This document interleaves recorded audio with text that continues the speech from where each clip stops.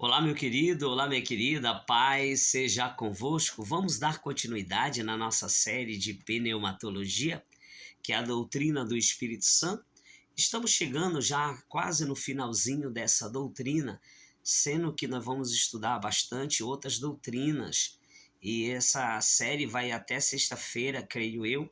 E também gostaria de dar as boas-vindas aos novos amados irmãos que chegaram até esse grupo pelo link e sinta-se à vontade neste grupo para fazer pergunta no número a qual eu sempre posto aqui no grupo.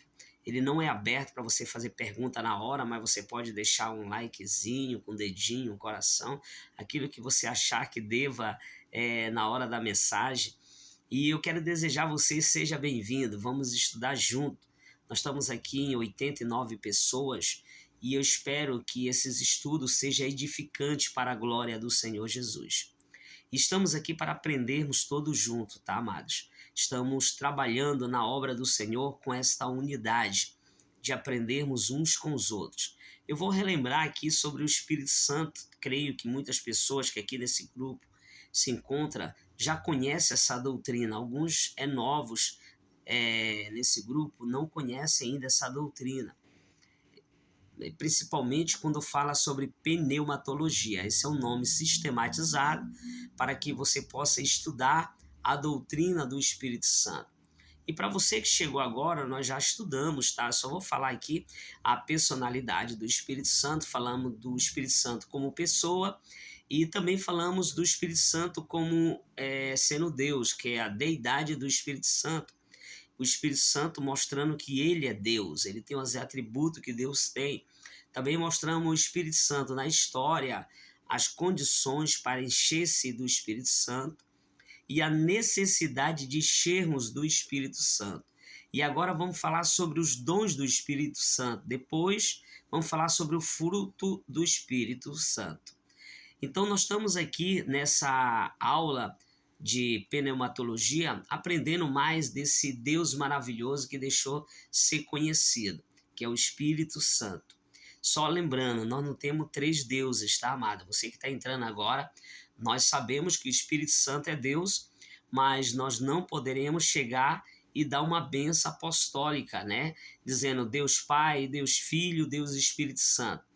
Essa benção apostólica está equivocada, está errada. Não é uma doutrina bíblica para nós falarmos assim. Se você que entrou nesse grupo da benção apostólica assim, você pode abrir a sua Bíblia em segunda carta que Paulo escreveu aos Coríntios, capítulo 13, versículo 14. Alguns têm o versículo 13, mas no versículo 14 vai dizer que a graça do nosso Senhor Jesus Cristo, o amor de Deus nosso Pai e a comunhão do Espírito Santo seja com todos vós. Amém? Então, essa é a bênção apostólica correta. Não temos três deuses, tá? Como muitos fazem. Deus Pai, Deus Filho e Deus Espírito Santo.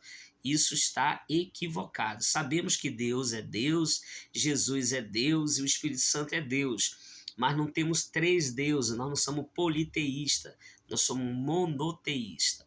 Então nós vamos estudar aqui sobre os dons, mostrando aqui claramente os dons e o corpo dentro da Bíblia. Porque a Bíblia ensina que cada pessoa, ela redimida, recebeu o quê? Um dom, no mínimo um dom do Espírito Santo. É isso que Paulo fala na sua carta aos Coríntios, primeira epístola, a primeira carta que Paulo fala aos Coríntios, capítulo 12, versículo 4 e o versículo 7, que diz: ora, os dons são diversos, mas o Espírito é o mesmo. Versículo 7. A manifestação do Espírito é concedida a cada um visando a fim proveitoso. Então o Espírito Santo ele dá o dom a cada pessoa. Não se preocupe, você que sabe, já ouviu pessoas dizer, eu não tenho dom, diga para ele, todos temos um dom, porque todos nós recebemos, a partir do momento que nós fomos redimidos pelo sangue de Cristo, nós temos uma parte neste corpo. É isso que a Bíblia diz em 1 Coríntios capítulo 12, versículo 14 ao versículo 21. O apóstolo Paulo compara a igreja ao nosso corpo físico. onde cada membro tem uma função especial, mas todos trabalham junto. Então, se você já ouviu alguém dizer, mas não tem um dom, tem sim. Cita esse texto de 1 Coríntios, capítulo 12, versículo 14, que diz assim: porque também o corpo não é um só membro, mas muitos. Se disser o pé, porque sou mão, não sou do corpo, e nem por isso deixa de ser corpo. Se o ouvido disser, porque não sou olho, não sou do corpo, nem por isso deixa de ser.